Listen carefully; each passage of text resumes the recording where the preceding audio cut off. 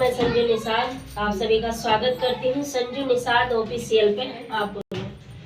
सीमा से लोग पे बिंदु अवधि लोकगीत पे सभी का स्वागत करती हूँ। और आज हम तीनों लोग नाच गीत सुनाएंगे आप लोगों को। कैसा लगेगा आप लोग कमेंट बॉक्स में अपनी राय जरूर देना कि कैसा लगा हम तीनों का गाना और नाच।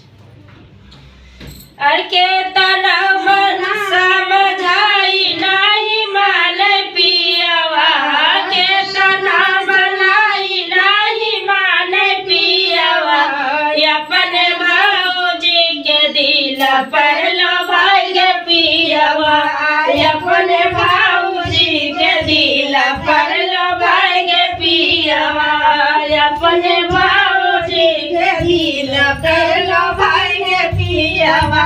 के तना समझाई नहीं मान पियवा अपने भाऊजी के दिल पर लो भाई गे पियवा नीचे धारी कंगना ऊपर धारी चूड़ीला नीचे धारी कंगना ऊपर धारी चूड़ीला नीचे धारी कंगना ऊपर धारी चूड़ीला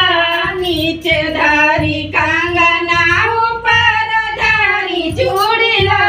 चूड़ीला तोड़ी दे बना